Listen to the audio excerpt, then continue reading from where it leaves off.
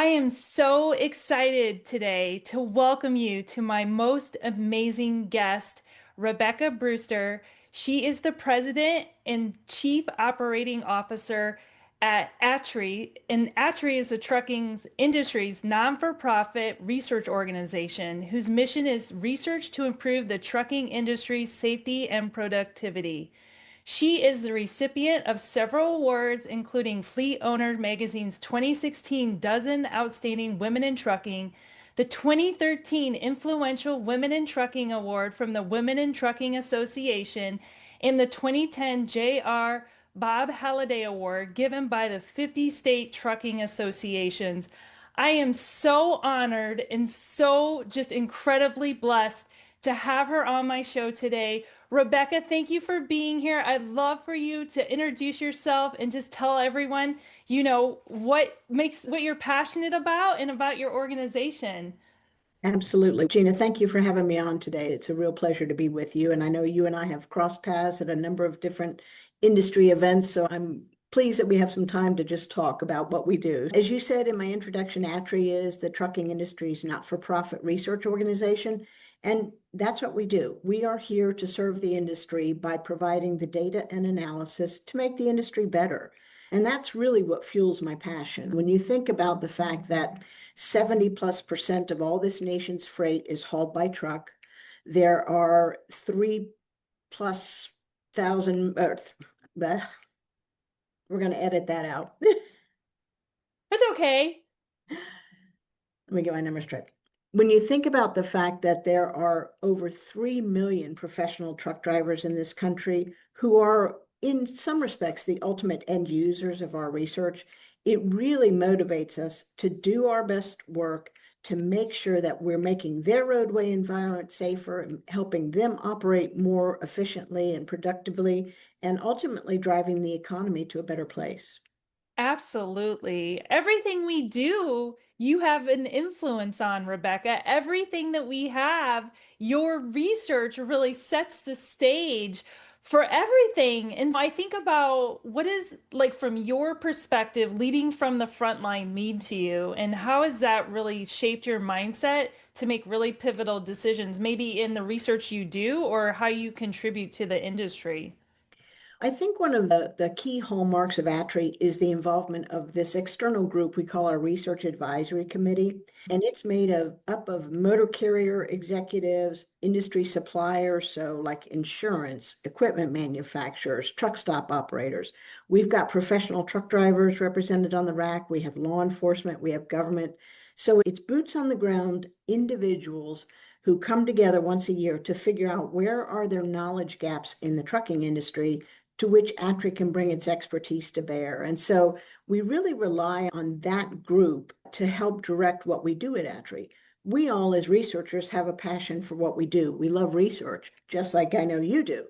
But we're very also passionate, as I said, about improving the trucking industry. So to have this group of individuals, right now the RAC is 37 people, members, Wow. to have this group of individuals who are committed to figuring out what research will best advance the industry is really encouraging to us and exciting to us. And so we have their input through review of research proposals, and then they vote to prioritize what studies we should be working on. So it's exciting work. And when you think about how important the trucking industry is to the nation's economy, it's really pretty heady when you think about the fact that we're, with the involvement of this Research Advisory Committee, figuring out where our work can make a difference for the industry and for the economy.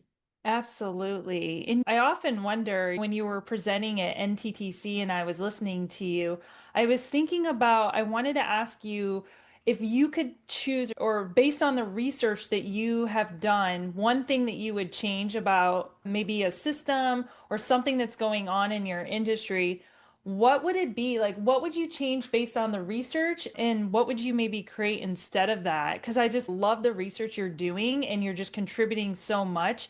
So, what would it be? There's probably lots of things, but if you could choose one. There are lots of things, but when I think about our workforce and how critical it is to us, I really wish we as an industry could do a better job of bringing young people into Mm. trucking careers and specifically into driving careers. And so we know that one limitation is the current prohibition on 18 to 20-year-olds driving in interstate commerce. So you can't haul freight state to state. So think about a state like California. If you're 18 to 20-year-old, you can drive a tractor trailer from Los Angeles all the way up to San Francisco, but you can't keep going into Oregon. And safety doesn't really recognize state lines. If you're a state driver, you're going to be Right. a safe driver in California just like you are in Oregon. And so we miss an opportunity there with young people who are coming out of high school who might be interested in a driving career, but whose options are more limited in terms of career path. And so I'd love for, as a nation, for us to recognize how critical it is to recruit new drivers, to properly train those drivers, to get them into the industry earlier on, so that we're not just looking for people who are in their second or third career choice when they come to truck driving jobs. Yeah, that I would have never imagined you saying that, but I can see why that is so important and critical because look, we're not going to be here forever. Like you said, the research that you are doing, Rebecca, is really it's changing the future. It's changing the future of trucking, and I love that so much. What do you think from your research and your standpoint is the most powerful lesson that the frontline workers teach us about humanity? And I love this. I love this because I think about our hearts and our minds. No, absolutely. And then, in fact, I was just sharing this story with another reporter, actually. I think one of the best silver linings to come out of the COVID pandemic was it was the first time in my career, and I've been in the industry 35 years. It was the first time when we really saw national recognition of how important truck drivers are, how we all rely on getting stuff, whether back in COVID it was toilet paper and whatever, but there's nothing in our lives that doesn't spend at some point in its journey some time on a truck. And so that recognition that it is the men and women who drive professionally Mm. for this country is so critical. And I love the recognition they got. I feel like some of that has slipped away 5 years now past the pandemic. Right, right. And I'd love for us to figure out how we institutionalize that well-deserved recognition for the men and women who drive truck for us. Absolutely, absolutely. The research that you do every day like lifts up all of that throughout the year. It's not just one day we recognize. It's the research and the work that you do that's so critical to continue to educate and support these drivers. So I can appreciate that. Do you have a moment or something at your organization where maybe innovation from the research emerged from maybe an unexpected place or something that came out that really shaped the future of the industry? I think back to the early 2000s when we started working with truck GPS data. So Oh. basically, GPS pings from Mhm. trucks operating in real world operations. And we started to work with that data. We have a data set now that represents over a million trucks worth of data that comes Wow. into ATRI in near real time. And what we've been able to do a host of analyses with that. But I think one of the biggest game changers has been our annual analysis of the top truck bottlenecks. And I so saw using that. this data from trucks, we identify where trucks are operating slowly and how many trucks are impacted at each one of those congestion choke points. And Gina, what I love to see is state departments of transportation take our annual list of the top 100 bottlenecks and they make investment decisions I based on love that that. and change the infrastructure so that it operates more efficiently. So truck drivers aren't sitting in congestion as bad as they once were. And for that matter, car drivers aren't sitting in as bad a congestion. The supply chain moves more efficiently. Safety is improved. When I think about game-changing research and how we've changed the trajectory of things, I Yeah. think about that annual bottleneck list. That was a beautiful research study. I like was sitting in the audience and I just wanted to come hug you. I've been in that traffic jam in Atlanta. It's like I've been there. So thank you for that. That was like a really impactful. But you're right, it changes lives in so many ways. So 10 years from now, how do you hope that your work has moved the industry forward for the people that keep it moving? You're leaving your legacy, Rebecca, every single day. And how do you hope it continues to move the industry forward?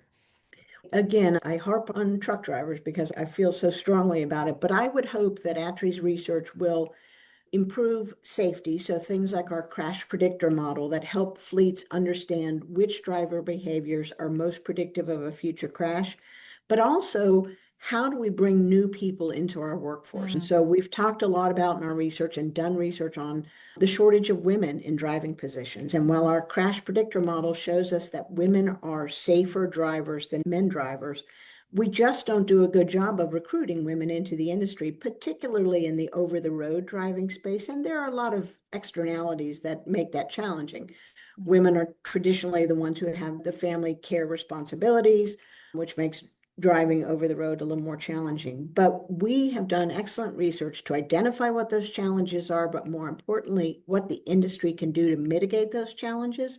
So when I retire and look back on my career, I'd like to see a bigger percentage of women in truck driving positions than we have currently now. That is beautiful. I love that. Thank you so much for doing everything you do. I really want everyone to know and know you and the work that you're doing because it's so important.